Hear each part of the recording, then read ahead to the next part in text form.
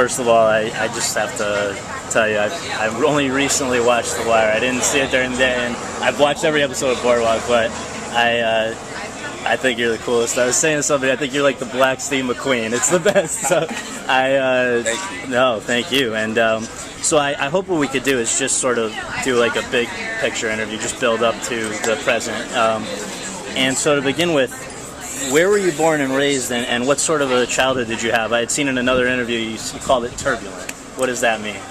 Exactly what it means. Turbulent. A lot of ups and downs, a lot of bumps in the road. I grew up in East Flatbush, Brooklyn, in a projects named Vanderveer, and it was very turbulent time to grow up in that neighborhood. It was a West Indian and Caribbean mixture. You had Jewish communities surrounding it, and that just made for a lot of violence, a lot of bloodshed.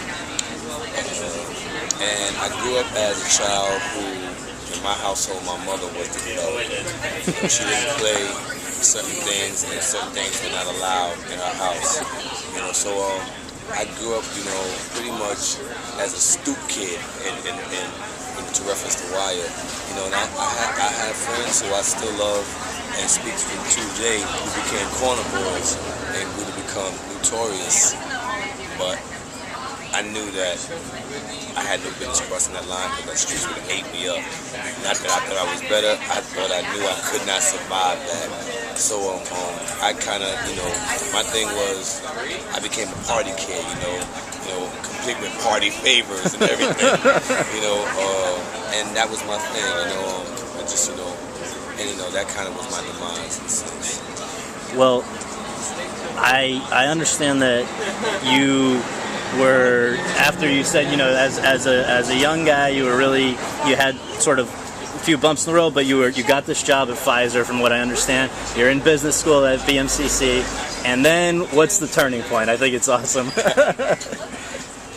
I tried to get my life together, said that Mom, I'm happy, stop worrying, went to school, got a gig, and boom, here comes Janet Jackson, you know what I mean? She had released Rhythm Nation project, and it was aside from me growing up with her and her music, I just wanted to kind of identify with it because of the message. You had all these, everybody was dressed in black and militant. It was unison. It was family. Kind of gangster in a sense. Then I identified with a young man that was running around in that dark abandoned warehouse trying to find his way out. And I was like, that's me, you know what I'm saying? I was like, Janet, go save me. And I always had a flair for dance music. I was in the party. I was the one who did new dance steps, and everybody was watching me dance, and that was my thing. And when I saw that, I realized I got this light bulb that I could earn a living. I could pursue the possibility of earning a living dancing. I quit school, I quit my job, and I went on a quest to find Janet. Now, do you? I don't know. If you want some drink, you want to get a drink. I have read, not everything out there is accurate, obviously, but I tried to read as much as I could to prepare for this. And one of the things that I read was that on the day before you made that decision, seeing the Janet Jackson video, you'd had sort of a couple of just crazy events in your life with. Yeah, well, actually, I had just grounded myself right before I saw that video. It seemed like I was starting to grow up, and then I hear her coming to hair-brained scheme. So needless to say, my family is very. It's either the music or the choice, right? Can't win. Needless to say, my family was very disappointed in me. So, but something just said, give this a shot. This is my chance to find my identity, what I want to do. Because I was only doing that to make my family happy. Yeah. But I still had a knack for stepping in huge turds of shit. I had this way of finding trouble. And within I was 20. I was like 22, going on 23 when I decided to become a dancer. It was very late in life. And by my 25th birthday, I had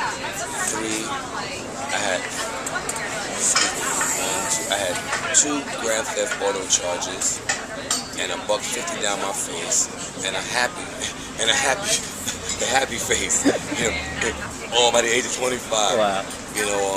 So I thought that something was definitely wrong. Shit started going spiraling out of control, going in the wrong direction again. Something I was very familiar with. And, I don't want to paint myself as a bad boy in that sense. I was really the corniest dude you ever want to see. Nerd.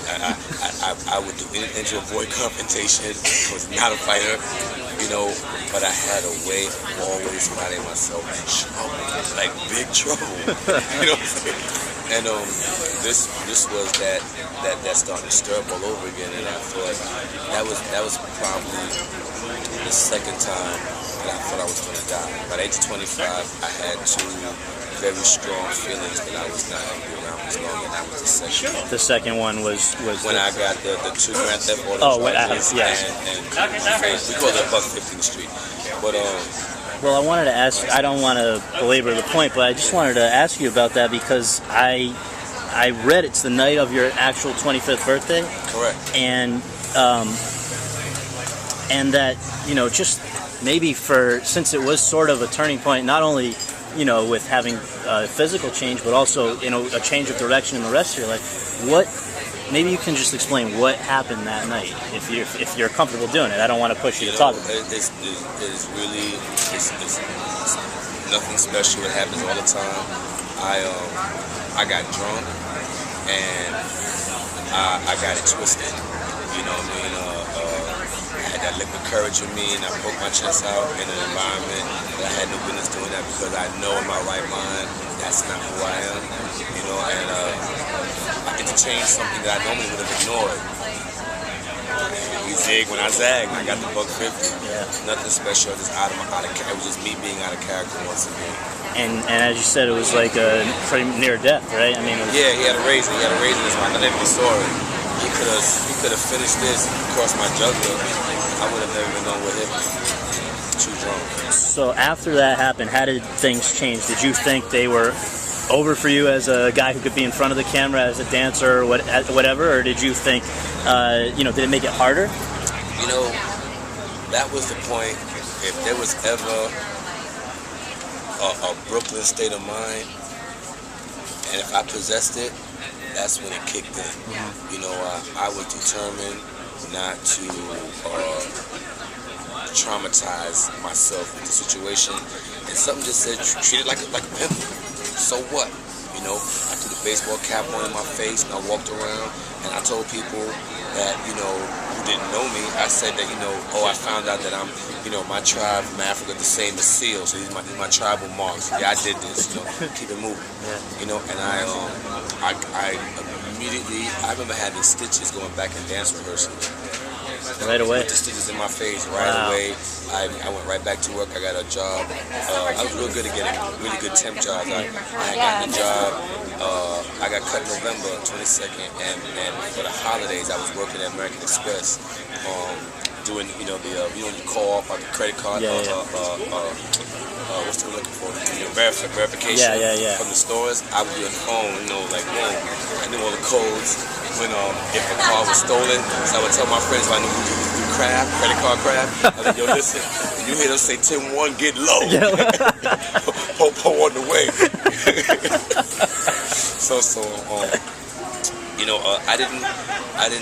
I refused to let it beat me, and they had told me to go and get psychological help, like a psychiatrist. I went once, and I said, this ain't for me. I'm not going to take this route.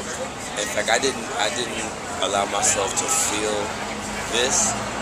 It was my first connection as a method actor. I was doing this film for Matt Mahern called Mugshot, and there was a scene where these guys had held me down, and they drew with ink all over my face and put it in my mouth, and they degraded my face. And I had to come home and look in this mirror and look at what they did to me and feel rage. And that was the first time I saw my scar. You can see. And I think that was the last time I saw it. Well, and obviously, in some ways, you know, I think the gut reaction for people might be that it would make things harder, but in a lot of ways I've read, people started actually commenting more that they think you have a beautiful face and you're modeling and you're doing all kinds of things in a way more than even before, isn't that right? Yeah, and you know, and I really, you know, not to sound like some spiritual guru or anything, but I believe I live my life by the law of karma, and I looked at this as a way of asking myself, what am I doing wrong? What am I not getting? What message is God trying to tell me that I am not listening? Because obviously He had to raise His voice, you know. So then I looked at it like that, and then I said, I'm not gonna lie that, you know, like I said, I am no gangster, but I know gangsters, and I had opportunities to give the order for certain actions to take place as a retaliation for this, and I opted out. I knew that I did not want blood on my hands, and I honestly believe that because I let it go, I didn't harbor any ill feelings. I didn't react in a negative way in revenge. I believe that it became something of beauty because of the spiritual that I did inside. There's something that happened inside spiritually is why people look at this and see a thing of beauty. And I had taken the other route, I think it would have made me ugly from the inside. And look at how many great things in these pretty, you know, short time since then that have happened for you. I mean, one of the... Fortunately, I'm very grateful. Yeah. The obvious question, I know you were very successful doing the dancing, a lot of music videos, dozens and dozens of music videos, but was there an event, some sort of a turning point that made you say, I'm not only a dancer, I can be an actor too? Absolutely. It was on the set of the George Michael video.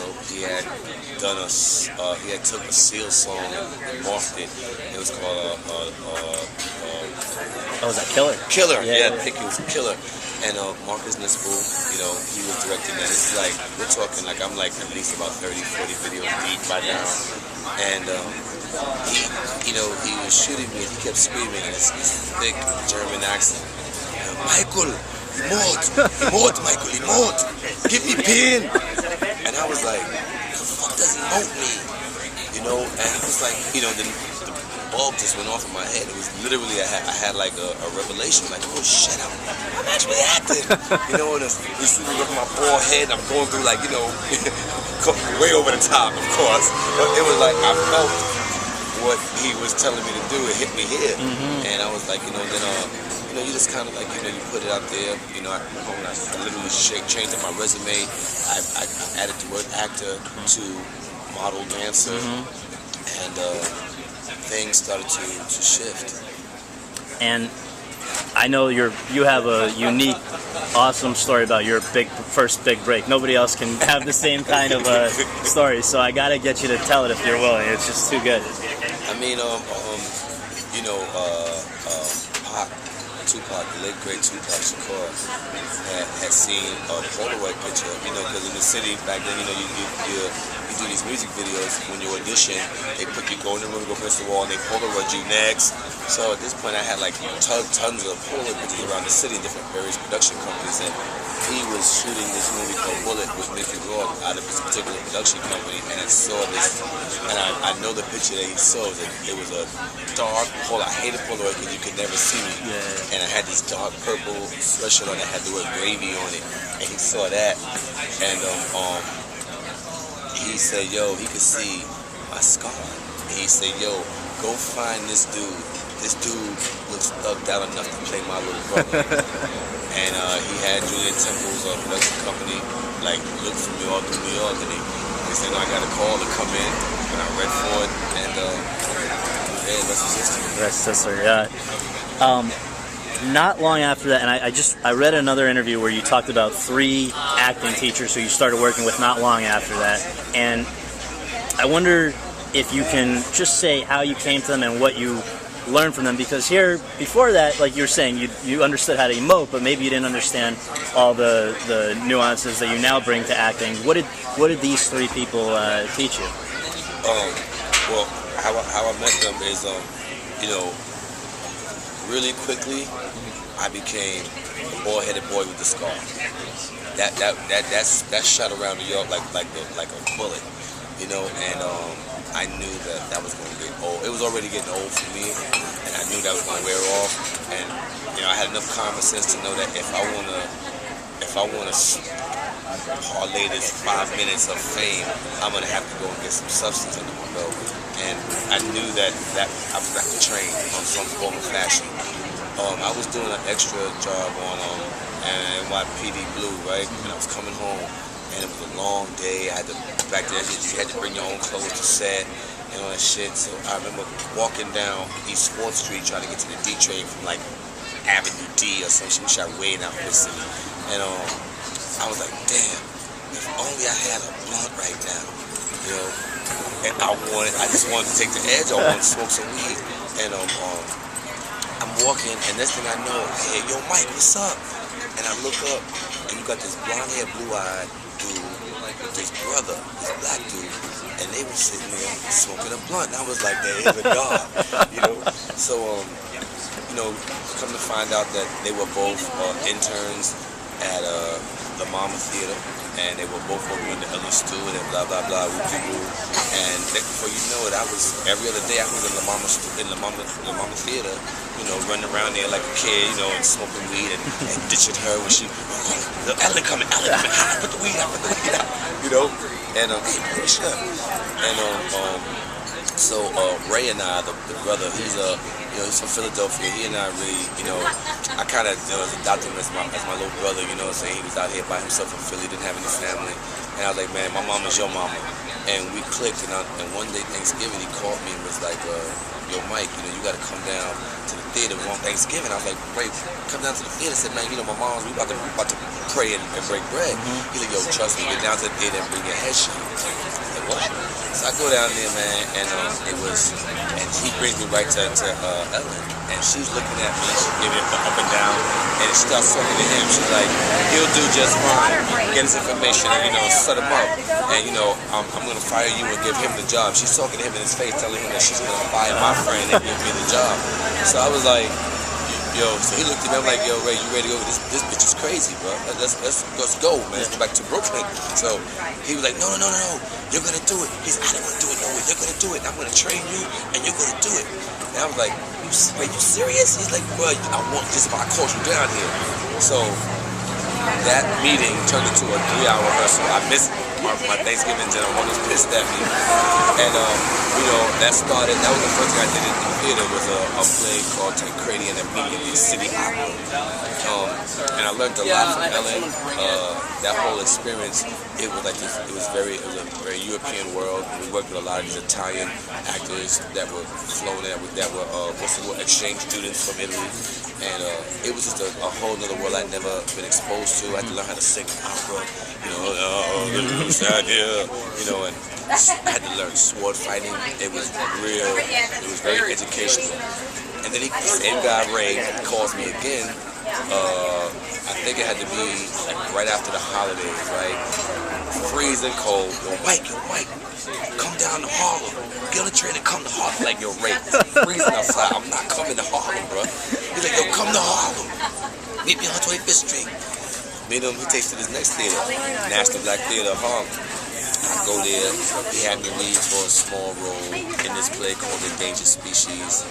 And I wrote that, and then, I worked in the Trinde Samuels there, who was also deceased. And that was another experience. It was like another world coming from my mama, because I'd been this way European type story, this history, about the Crusade, about the Armenians and the Crusaders. And then I go to the hood, and I'm telling like my story, and then using these same emotions, to different characters. So it opened me. I was wide open. And then once again, Ray had his mentor coming from Philadelphia, who was a man by the name of Mel Williams, who had taught in like the Philadelphia School of Arts for like 20 years. He came to New York and started his own company called Theater for a New Generation. Ray helped to set him up, and Ray brought me to him, and it was with him that he really showed me how to use my experience as a black man to create any kind of character. Not just a black character, but any kind of character that any human being, any man of any race can feel, but do it from my origin, what I know to be true. And when he gave me that tool, there was no stopping it. And so, from all of these experiences, do you have some sort of a method or routine that you use every time out that you can put into words? Is there you know, sometimes people just very simply say it's the method or whatever, but I know that from what I've read, you have sort of different routines that you go through. I've learned from the greats. A lot. I've taken things from a lot of people I've heard in interviews, but one thing, please welcome. He's on my dog. He's on my boy. Oh, is that what it is? I got 2 men pants. Yeah, you want to take a break? We had some water, Papa? You got some water? They would love him too, right? Crazy. Yeah, thank you, man. Sure. Thank you. Yeah, you're welcome. Oh, of course. Yeah, I've taken a lot from different people, different things I've heard, but I learned how to I learned how to create a backstory for my character, from Mel Williams and from hearing people in interviews, things they did, how they prepared for a character, like losing weight, gaining weight, getting into character. I've learned how to I go find people that live that lifestyle, the character I'm portraying, and absorb energy. I listen to dialects and accents, and conversations, and slangs. I absorb all of that, and then one of the main things that I've gotten that I believe helps me a lot is Denzel Washington. I heard him say that he prays to the ancestors to bring his character to him, and I found that to be a very, very informative and very useful tool. It's just my experience. I like to believe that I open my vessel to allow, lack of a better word, spirits, if you will, in me, and to project these characters. I mean, that's what happened with Omar. Only thing is, I didn't know how to release myself from it, and I had some backlash with on a personal level. How do you mean? Not to, I don't want to jump too far ahead, but I'm just curious. I'm just out of curiosity. I have to follow up. That's an interesting statement. Let me just finish. Okay. Sure. First question. Sure. And then lastly, a great way to open my spirit up, my vessel up, is through music. Music is a great motivator for me, and I have a tendency to find the music that my character will listen to, whether it's period, whether it's hip hop, whether it's R&B, whether it's rock, whatever I think that character listens to. It doesn't even have to be of the time that character actually existed. It could be from whatever period. I don't care. But if I think that character, if I find a connection to that in that certain genre of music with that character, I bring it into my preparation process. Okay. Now, getting back to Omar, that character is very dear to me. It's a milestone in my career and in my life. I call the wire days college days. I did a lot of growing up, professionally and personally, in Baltimore, and I made a lot of mistakes. I had no knowledge of how to handle myself in this business. I didn't act out on set or anything stupid like that, but I had very poor money management, which is, when I speak to kids now, I'm real big on,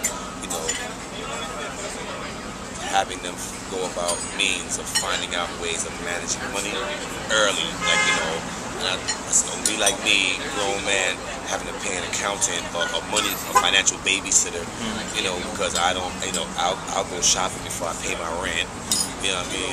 So poor money management, I had really bad poor money management, and I let my emotions, get in the way. Like in season 2, I got so overwhelmed with the success of season 1, and I'm not talking about people audience-wise. I'm talking about just personally. Like I had a gig. He was paying me. At that first season 1 was the most money I ever made in my life.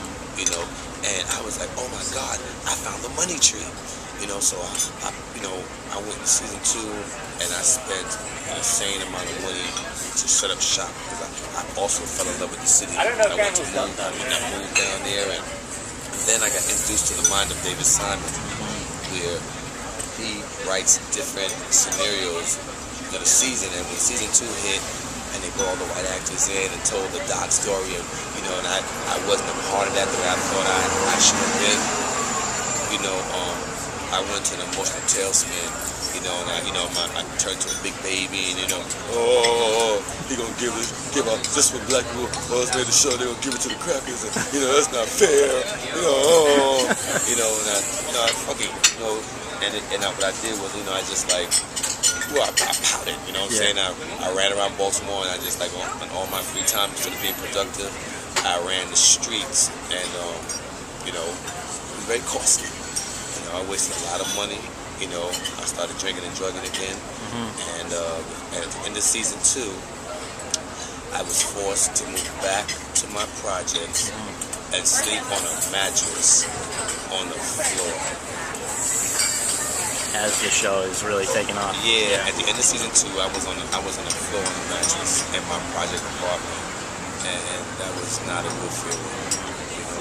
So I had to, and then even moving on, I had to learn how to put Omar to bed. In a sense, when he got killed off. At that point, 9 out of 10 people would call me Omar, and I was answering to it. I didn't know how to purge myself from it. I still had the energy of this character on me, and I started acting as if I was Omar subconsciously. Don't get it twisted. To be clear one thing, I was not robbing people. I was not, walking around my boyfriend robbing drug dealers. I wasn't going off the hit like that, but emotionally, I just, I had a hard time feeling good. I had a real hard time feeling good. And from that state of mind, I was acting a certain way. And when I came into the character, I wasn't feeling good. I was depressed. I was passive. I was smoking a lot of weed, drinking a lot of alcohol, and I was 9/11 had kicked my ass. I didn't respond well to that at all. Burning flesh in the air and all that shit. I just did not know how to digest that. And then mixed with looking at my project window, my reality, knowing that I desired something more out of life. It was a really jagged pill to swallow at that time in my life and where I was at. And that was the state of mind I was in when I went into Omar. I don't want to interrupt, but I do want to ask you, because I missed the obvious question, which is, how did you first even hear about that? I mean, there are a lot of, you weren't down in Baltimore as far as I know, so how did they come to you, and how did it come together? Man, thank God for Alexa Fogel. She has a good eye for faces and talent. She another one. She had to scour the streets of New York to find me. Because for 2 years I left the business. I was one of those actors early on in my career. I knew that I didn't want to be one of those people like, I don't want to pilot season. I'm going to LA pilot season. What the fuck is pilot season? So I was like, I don't think that's me. So I don't think I want to be running up and down the coast. So I said, there's enough work going on in New York City that if it's meant to be, I could break ground here, set the foundation. I said, you know what, LA will send for me. When I go to Cali, they're gonna call me, have me come for a job. That was my goal. And it happened. I booked damn near every show that was filmed in New York City. And by 1999, I would say, I had a Martin Scorsese film under my belt of Bringing Out the Dead. I had a guest starring role on Law and Order, and I had a guest starring role on Sopranos. And I didn't get killed off. Black Panther didn't kill the Sopranos. You know what I'm saying? So, I was like, so I packed my bag and sat by the door waiting for the phone to ring. Like, yeah, they call me, come get me any minute now. Cali, yeah, I'm going to Cali, you know. And that didn't happen. And, you know, so on that Millennium New Year's, my mother, she took the family. My mother ran a daycare in the projects, and she had done very well for herself. And for New Year's, that 2000 New Year, she took the family, and we went to the Bahamas, where she's from, for our holiday. So, you know, we toast some drinks. You know, she's like, yeah, Mike, Happy New Year, whoop-de-woo. She's like, you know what, son, you know, come to New Year, come 2000. Why don't you come work in a daycare? I mean, I'm paying your rent anyway. You might as well earn the money. Right. So I was like, I mean, yeah, you know, fuck yeah, I guess you're right. I'm gonna come work in a daycare, you know. But so what I did was, you know, if I do something, I put my heart into it. So I said, Mike, you know, I'm gonna show your mother up. I'm gonna make her proud of you. I said, I'm gonna be the best damn administrative assistant she ever had that she didn't have, because she had everything in her ledger book. So I said, I computerized all her data, you know, I duplicated. I went and did the training. I got the free lunch program put in there. I got the teachers a curriculum. I had put computers in the kids. I had them on the little kitty CD-ROMs, and I was proud because I focused, I locked in, and I learned a lot about myself and running a daycare. And the most thing I was proud of is that I felt like I was really there for my mom in a way that my father wasn't. You know, so I supported her the best way I can, and I felt really good about that. But then, you know, there was still something that was dying inside. I was still doing a lot of drugs, a lot of alcohol, a lot of weed, and you know, one night I'm sitting in my crib, in my apartment, and with some friends, and we wilding out, and the TV was muted. I had the TV on, muted music player, and here comes my black ass across the screen. And man, like this weird feeling like this is something majorly wrong with this picture right now. I'm looking at people I got around me. I'm like, I'm on the fucking TV right now. You know? Fucking TV. You. Fucking TV. You know? So I said, I went to my mother, I said, yo, Mom, I said, I think I want to get this one more shot. This was like November of 2001. So I want to get this another shot.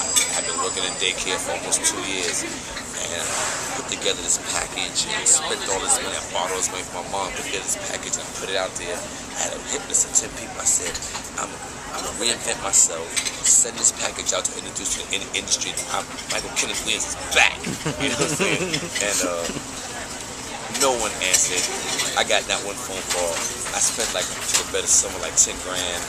You know, and when I tell you I got so depressed, but I expected a phone call in February, you know. I said I released it for Christmas presents. I said I let the holidays pass. By January 14th, 15th, I got that phone call. I said, oh, wait, because I know I did that. Man, that phone ain't ring, and I had the packs on. Oh, shit. You know what I'm saying? Wow. And then March came. And I got this breakdown on the facts. When I said, you got some on the facts, and when I said the daycare, I looked at it, and some Alexa Vogel's office, and it was this dude named Omar Little. Unbelievable. And did they ever tell you what made them reach out to you for that? No, Alexa. It was all Alexa. You know, she went looking for me. She wanted to give me a chance to at least read for it. You know, and against HBO's decision of wanting a face, they clearly wanted a face for that character. She said, let me go find my dude. She remembered me from like, I think an audition from Oz I never got. Yeah. She just remembered me, and I was very grateful for that. And she looked for me because I wasn't easy to find. I was off the grid for 2 years. And when you went in there, I guess you went down to Baltimore? Is that where they did the audition? No, man. It was so quick. You know, she brought me to the office. I had one audition scene, and it was the scene when McNulty and Kima Greggs ran up on Omar. Omar drove, he led them into the graveyard, and they had that conversation about snitching bugs and all that stuff. Yeah. You know, and that was my audition scene. If you ever need somebody to call, yeah. That was my audition scene. I literally did that once. I had one take. Wow. I put that on tape at Alexa Vogel's office. She sent the tape in, and next thing I know, they were telling me to report to Baltimore ASAP. Amazing. Could you believe it? Yeah, not really. I still pinch myself, you know, like, you know, that's probably, I think, that was the first time I ever booked anything off tape like that. Yeah. For somebody who's been living in a hole for the last decade and who hasn't seen The Wire yet, how would you explain who Omar is? Omar is first of all, he's a Robin Hood, and I got that from people who watch the show, who fall in love with the show over the years. I've decided that I agree. He's a Robin Hood. He's an underdog. He is someone in society that had been given a chance, could have been President Barack Obama, had been given the opportunities. Great mind, great heart, a lot of courage. But he woke up one morning with all that greatness, all that potential. He woke up one morning and was like, oh shit, I'm stuck in Baltimore, Maryland. Bodymore, murder land. Ain't this a bitch? Oh well, hunting we will go. And he just accepted where he was and who he was, and made no excuses for it. Never complained. It's what it is. And so much of what's amazing is this is a show with so many heroic characters, and yet, really, I'm sure if you polled average guys on the street, the favorite character is Omar. And I wonder, how do you explain that? What do you think it was about him that, I mean, first of all, before we even do that, what I love is that from reading everything that I've read, he's so different from you. You said you hadn't touched a gun before The Wire. So here you are, and you're playing this guy who would, on paper, seem the most unlikable guy, and yet people can't get enough of him. You know, I knew that I had very little in common with Omar, but I knew that I needed to make him feel and look so believable. So I had to find something to identify with him. And I thought the best way to do that would be to identify with his vulnerability. What makes Omar vulnerable? The fact that he's so sensitive. Omar is sensitive, and so am I. And I'm passionate, and my sensitivity, my vulnerability is what makes me volatile. If you know, you can do whatever you want to me, but don't touch my mom or my kids. You feel me? And you know, that whole thing where that's what makes him volatile. If you back him, if you cross his line, because he don't break this line for nobody. And I share that in common with him, but it's because I'm a very sensitive place. Don't hurt me. Don't hurt me. Don't do that. You know, and so I didn't play Omar as an alpha male. That's not my reality. You know, very vulnerable but volatile at the same time. And I think why people identify with him, because from the minute Alexa sent me that breakdown and I read it, I immediately made a conscious decision to embrace every aspect of this man's life. There was no hesitation from the door. Everything I said I love about this dude, I'm going to embrace it, and I'm going to play it with heart and believability, you know, and you know, it's like I feel chosen. I feel proud to be chosen to be a voice for people that would normally be judged by society as dangerous or would not want to be involved with or be in the same room with the likes of. And I got people who have never even seen a real Omar that express their undying love for him. I got people from the hood who are homophobic who can't stand faggots. But love Omar. You know, he's a faggot. You know, in the sense of your word, you know what I mean? Right. So it's like, you know, I didn't go into the character with all of that in mind. I had not a clue that, you know, people would have embraced him the way they did. All my only job was to make him, you was gonna feel him. You may not like him, you may actually hate him. That is your decision. And one thing my job was to do is I'll make damn sure you're gonna feel him. And that was my job, and that's the only thing that I went in there with. That's my only my goal going in with. And I think, you know, the fact that he wore his heart on his sleeve, just came from the writing. You know, you didn't have to wonder what was on his mind. Shot from the hip, honest. If he said I'll be here at 3 o'clock, he was there at 2:55. you know, and I think people may not agree with his lifestyle, but at the end of the day, they respected him as a man. He had his yeah, code. Yeah, he had his code. The game. At the end of the day, that in real life, that's all we want from each other. Yeah. Man, just be real. Be real. Be who you are. Keep it real with me. Don't bullshit me. You know, and I think that's what was the main thing that people attracted people to almost the character, was his honesty. Very, very quickly, I have to ask you. The hunting we will go. Is that you or is it script? It's script. Everything, man. Every little was left for me to decide. You know, the only thing I can say. The only thing I could say that I made a decision to do was to make him have a Baltimorean accent.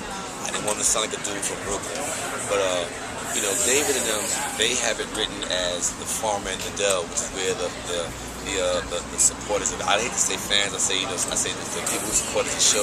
When they have formed this group online called the Cheeseaholics, but the cheese they have alone. But that never registered to me in my mind. In my mind, Omar was whistling this Elmer Fudd cartoon. His Elmer Fudd, we go hunting bugs and Donald. Hunting, we would go. That fit to me. So in my mind, I don't know. That's what I was saying. And you would whistle it, right? Yeah, whistle, but I was not whistling Farmer and Dell. I was whistling the hunting we would go. You know. Can we get one whistle? Later. I got the gun. Yeah, right. Trench coat. Yeah. You know, get cat. We'd have to duck and cover. You know. Okay, so, and then last thing about Omar, he never swore. No, that spoke to his brilliance that we spoke about earlier. You know, the mindset of this man and the potential. He was able to articulate his feelings without using profanity. How rare is that in the hood? It's like Brother Mazone or whatever. You know what I mean? Yeah, Brother Mazone was very educated. Yeah. You know, and same as Omar. Yeah. That also spoke to his sensitivity. You know, he saw profanity as being harsh. Omar very sensitive to harshly. Being sensitive yourself, separating yourself from Omar, I have to ask you if there are two discussions that always come up about The Wire. One of them is about the depiction of violence within the inner city. And I've read, you know, you had a couple of great quotes that, you know, that you were maybe a little apprehensive about some of that violence only begets violence, hatred begets hatred. Was there, what did you, is the greater benefit to, is there, you know, showing that, I guess, was almost a necessary way of teaching a larger point, right? Is that why you were, like, how did you regard that violence on, within the community? I mean, you talk about the violence on the show or the violence on the streets? Well, on the show, which was now being used to illustrate what the problems were there. I mean, you know, those stories came from the Baltimore police files. You know, and Baltimore's a city that no one in this country was thinking about or talking about or cared about. You know, Baltimore was a city where there was a lot of corruption going on. And until The Wire, no one cared. You know, and yeah, I did struggle. There was in particular scene, the Omar Kill Stringer Bell scene. Omar and Brother Mazone, you know, on Stringer Bell scene. I struggled with that. You know, I'm like, damn. I said, you know, you got these two kings. You know, the character Stringer with a great mind. That was a beautiful mind, man, with a lot of ambition. You know, he was a king. And, you know, you got these two kings going at it, you know, and killing each other. They're just like, damn, you know, it kind of looked like, it reminded me of, it kind of showed to me what slavery has done to us. It has taken away our ability to communicate with each other, you know, and we got to use those guns, you know, and shed the blood. And I wondered, I had a hard time with that scene. The other issue, which is, you know, people debate, is, I guess it's less openly discussed, and maybe it's a naive thing to even bring up, but I just am curious. I understand the need for authenticity in the show, and I think that was one thing that really got well. But the fact that, you know, like the N-word is used as often as the F-word is used in Pulp Fiction, it's not it's not that we pretend we never heard it before, but I just wonder, does it bother you in a way that, you know, when people are using it more, you know, in a way it makes it like sexy to hear it. You know what? To that question, I'd rather you look me in my face and call me a nigga than the dudes you did to them little kids down in Gen 6. I'd rather you look me dead in my face and call me a nigga to my face. This way I know what you're dealing with. I know what I'm dealing with. Keep it real. Put your shit on the table, bro. You know what I'm saying? Don't mind fuck me. Don't do that. That's not fair. What part of the game is that now? You know? So like what Jigga say, you know, when Gen 6 don't exist, now that's when I'll stop saying bitch. You know what I mean? So man, it's like, you know, this is The Wire, man. It shows so much. It's not just, you know, it's not just the streets, you know, that show the country. The Wire exposed the country in trouble, a nation in trouble. And then you know, and looking back, when I look back at The Wire as a whole, and I look at season 2, one of the most important seasons to the country as a whole, we're fucking vulnerable on them docks. You know what I'm saying? It's like we don't grow cocoa leaves in the fucking hood, bro. Where's this coke coming from? Where's this dope coming from? And what else could it come in? Well, God, what's could it come in? The ports. So you know, and through my travels, right? You know, The Wire has blessed me to continue working on the hiatus. I've been very fortunate I work on the hiatus, but you know, I get to travel around the country a lot. You know, and I go to these rural places, and one thing I have noticed, there is a wire in every city, in every state, in the goddamn country. You talking Rhode Island? I done seen the hood in Rhode Island. I done seen the hood in Boston. I done seen the hood in Pittsburgh. I done seen the hood in Harrisburg. You know, it's the same shit all over this goddamn country. And we pretend that it's not there. Yeah. You know what I'm saying? It's easier to turn away. And The Wire shed a light on that. It illuminated a part of our culture, a part of our society. You know, our school system, man, we're failing it. You know, and I think it's look at the same thing in Waiting for Superman. You know, that was season 4. Yeah, you're right. So it's like, you know, focus on the word nigga, you know, if you want to, but there's some more pressing issues to focus on. Oh, no, absolutely. I'm not talking to you, but I'm saying, I'm not saying you to say, I'm talking about in general. Of course. You know? And I mean, I think that the value of being honest about the way things really are, obviously, I mean, we're not talking about Saved by the Bell at Harvard, we're talking about The Wire. Barack Obama's not calling somebody else's favorite character, he's calling you his favorite. I think that it shows that you reached an audience that... Yeah, I tell you the same thing at Harvard, you know, I don't be up there stepping, fetching it. You know, I asked them I said, how many of y'all watch The Wire? Everybody hand when I'm proud. I bought 2 box sets. I said, how many of y'all saying, put your hands up. I said, how many of y'all got a kid from the hood of Boston that you're mentoring?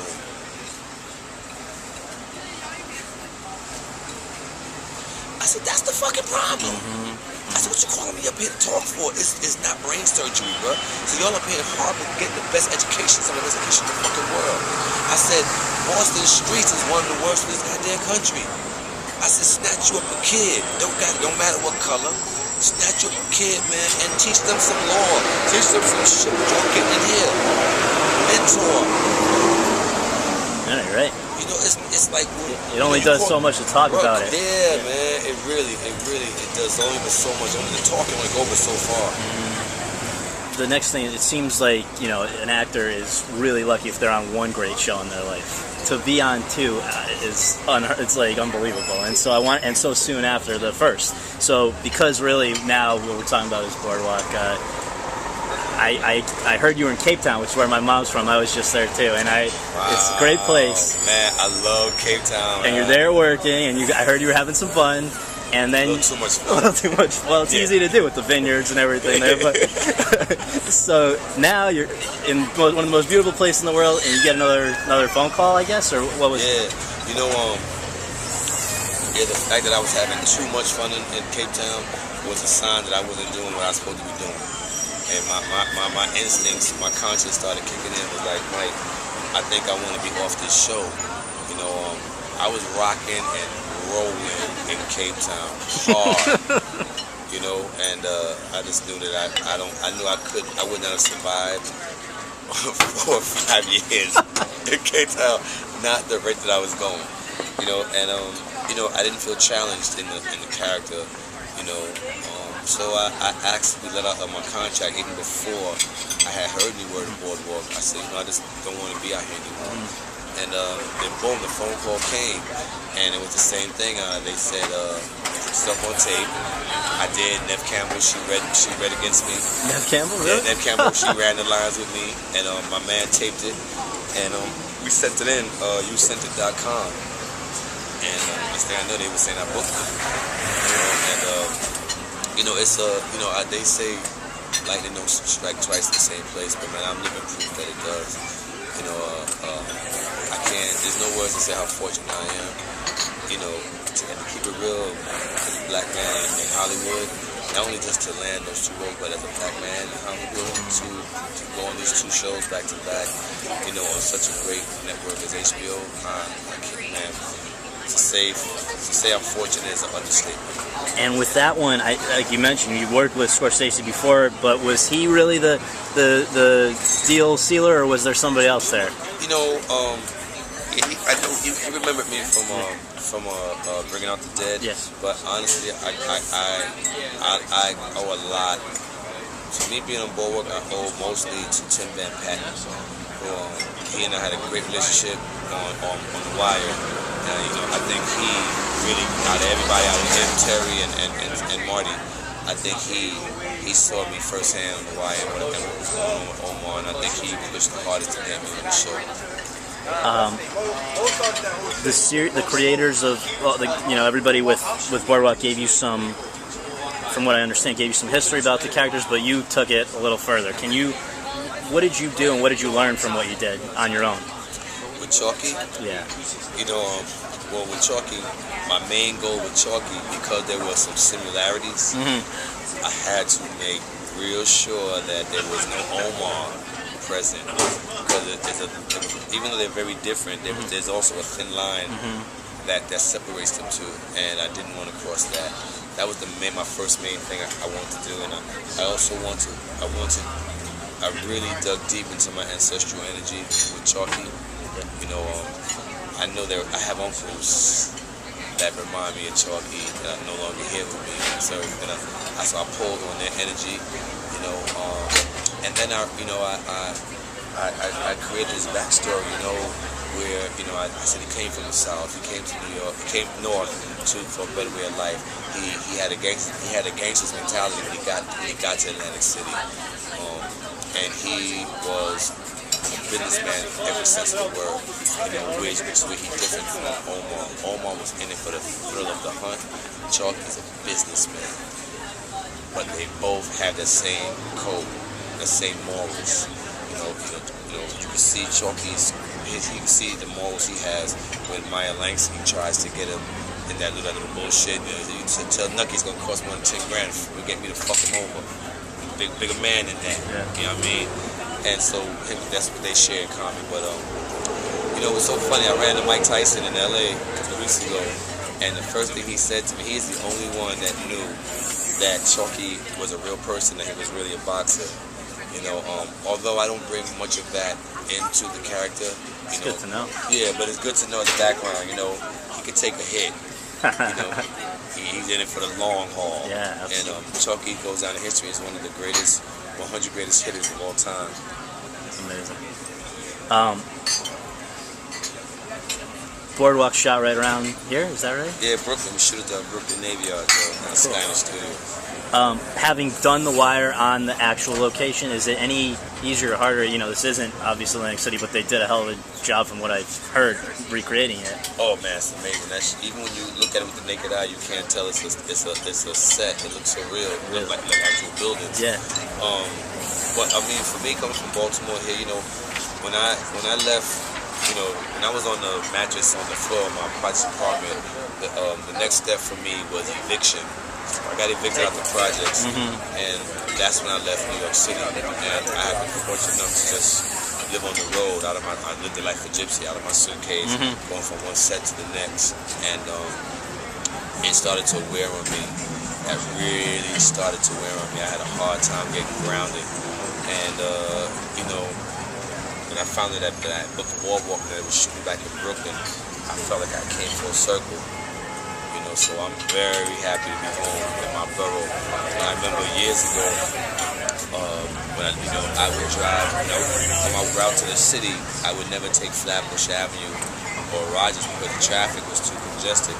I would ride Washington Avenue, take the cycle around, and then take Park and go around Brooklyn Navy Yard and hit the Brooklyn Bridge from the side over there.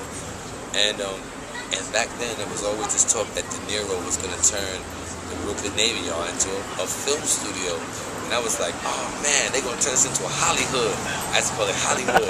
And I was like, yeah. I said, man, this would be so perfect. I don't get it twisted. I love Cali. Yeah. But I was always obsessed with being like one of them snobby New Yorkers. I didn't have to go to LA. I made it here. You know what I'm saying? So I was like, yeah, I could live in it's close to the projects, and I could just drive right here from the projects, and I could shoot a TV. I could shoot right here, you know. And I look back and I laugh so hard because I saw myself working at Hollywood as an actor, but still living in the fucking projects. That was the, you know, and I laughed all the time. And I was dead serious, man. I could drive. I'm close to the projects. I ain't gotta leave New York. I can just get right here to Washington. I got my route to get back coming through this side here. And I can do this shit right here. And I visualized all of that shit. But through all of that, I never saw myself leaving the projects. You know, I guess mainly because, you know, although a lot of darkness I grew up in, there was also a lot of happiness. I had a very beautiful childhood. I loved my childhood growing up in the projects. It was a lot of fun. Well, you talk about ancestry, bringing it full circle, everything. The scene that if the world ended tomorrow and there was one guy that somehow made it and they're watching TV that's on today, I think the scene that on Boardwalk that could stand up next to anything that's ever been done, you know what I'm going to say is, go ahead, you know. I ain't feeling no bookcase. So I have to ask you, how many pages was that? How did you prepare for it? And most of all, what does it tell us about Chalky? That was about, the scene had to be about four, maybe 5 pages. I prepared for that by calling in I don't fix what ain't broken. And I called Mel Williams, did a New Generation, my director, and I said, I need help with this, and we worked it for several hours.